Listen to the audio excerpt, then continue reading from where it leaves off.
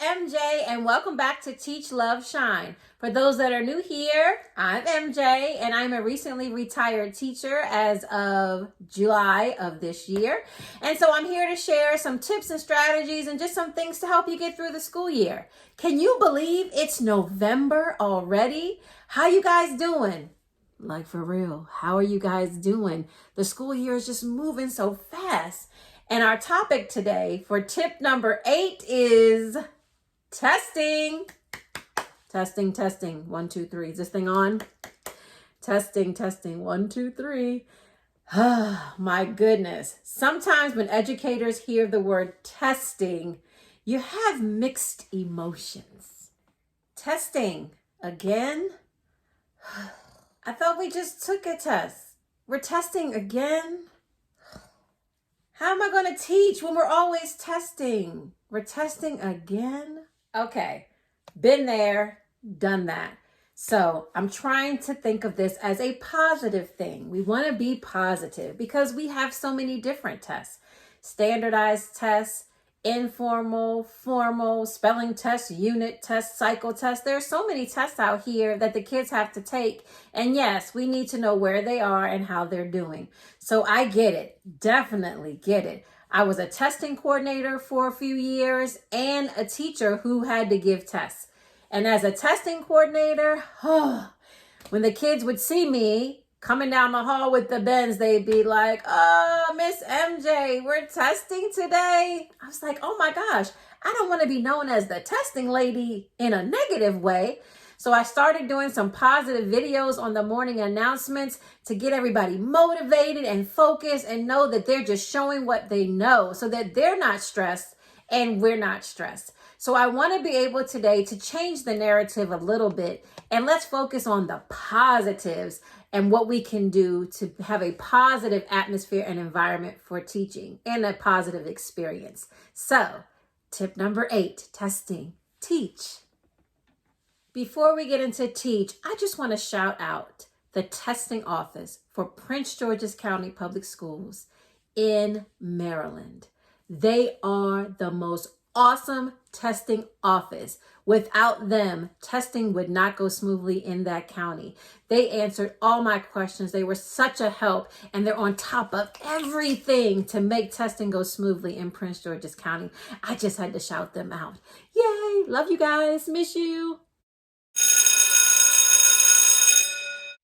All right, teach. So we know that testing can be very stressful from everybody, from the principal all the way through the building. Everybody gets stressed about testing. So let's look at it in a different light. Let's think about first staying positive. Remember, if you're positive, the kids will be positive. If you're stressed and in a frenzy, the kids are stressed and in a frenzy. If you're expressing how much you dislike tests, they're going to express how much they dislike tests. So let's stay positive so the kids can stay positive and they'll do their best on the tests.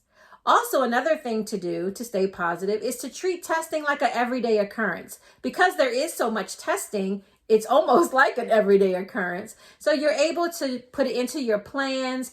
Kids know it's coming up. You're working through the curriculum. You're showing them different items that look like how they're going to see it on the test, or they're getting that information with your lesson plans, because planning is so very important to make sure that the students are getting those standards and those outcomes. You want to make sure that you listen to your testing coordinator as well. And I'm not just saying that because I used to be one. However, you want to listen to your testing coordinator as well, because preparing for the test is one thing, but on the day of that test, there are different platforms that you probably have learned, different things that have to be up on the screen, different information that may have to be posted in the classroom, other materials and procedures to follow. So make sure you have practiced that prior to the day of testing. And then on that day of testing, everything's up and ready to go. Because when testing goes smooth, you feel good, and that good positive energy will go on to the children as well. So make sure that you're staying positive, treating testing as an everyday occurrence, plan, and be ready to go for the test. All right, love. All right, love. You know, in hindsight, I should have probably done this video at the beginning of the school year. However, testing is continuous. It happens all year long. So you can always refer back to this video at any time just to get some tips and some strategies, or just to get some positive energy. All right, so love. Now, here's a biggie. If the test that you're giving, if it's a county test or a unit test or cycle test or something like that, or like a math test at the end of the quarter or the end of the unit, if the test allows you to use the items with your class, please take advantage of that, because it will be a good time to clear up any misconceptions that the children might have with a question, or to see where their heads are with the answers, or to see what you might need to go over and teach prior to the standardized test. So it's really good to use those items and break them down for the kids. Sometimes you put them up on the screen, or maybe you give them to the kids again, or you give it to them in a group. They can work out the problem or read a passage and answer questions, whatever the test entails. But it's a time for you to have some conversation about what they should be thinking about when it's time to take the actual test. Another thing is to connect with families. If you have a newsletter or some type of school communication, please communicate that a test is coming. Not the day before, but the day before would be a good reminder. But I would give parents a heads up that testing is about to happen, and that the kids know as well. So to give them the dates, give them some tips that they could do at home. Maybe there's some homework that you're giving them or assignments, and the parents can work with them at home that would help them to prepare for the test. Stay positive with your message to the family so that they stay positive as well. Encourage them to eat a good breakfast, come to school on time, be present and accounted for. Take the test slow and just show what you got. So you want to have parents on board and to reinforce those habits at home. I know it can be tricky at times, but at least you're trying to help them to reinforce that at home.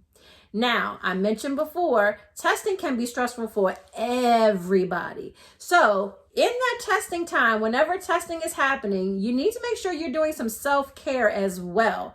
Are you taking some time for yourself?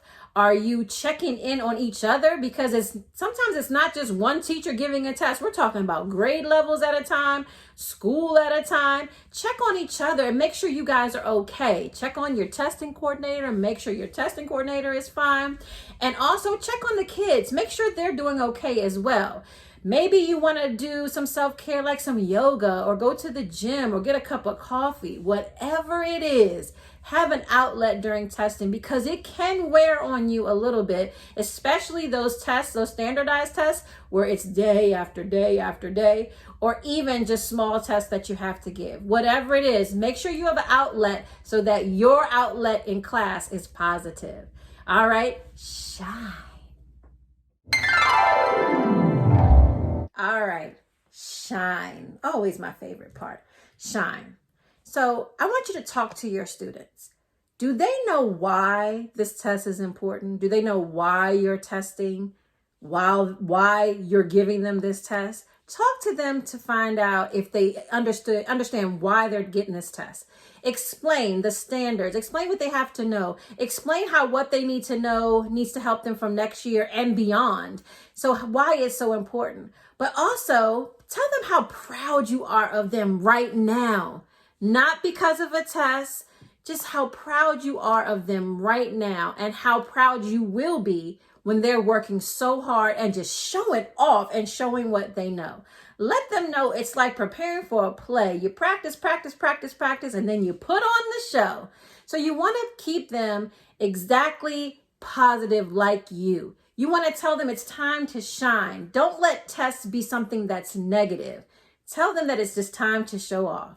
And then, if you're able, depends on your school, celebrate. Celebrate after the test. Give them some free time. Let them do what they want to do for some time.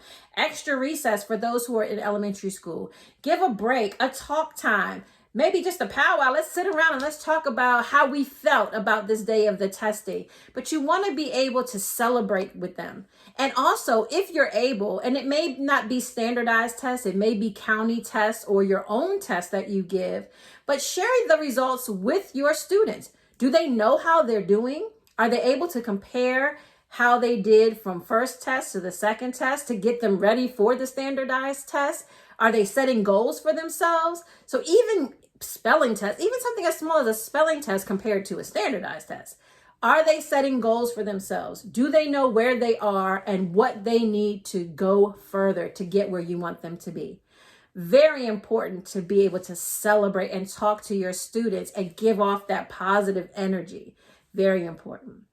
Well, I hope you all enjoyed tip number 8 today on Teach, Love, Shine. And I hope that you're taking these ideas and making it a positive atmosphere for not only the students, but you and your colleagues as well. Don't forget to share, like, and subscribe, and, continue to share with other people. Remember, it's about helping everybody. We're talking elementary, middle, high school, private school, public school, anyone, any educator that just needs a boost, because I know what's happening out here and we're getting very stressful, and we want to keep these teachers in the profession because we need you. We need you. So thank you for all you do. I am so proud of everyone this school year, and continue doing what you're doing. And don't forget, like, subscribe, and share. And I'll see you for tip number 9. Can you believe it? Tip number 9. I'll see you next time. Bye.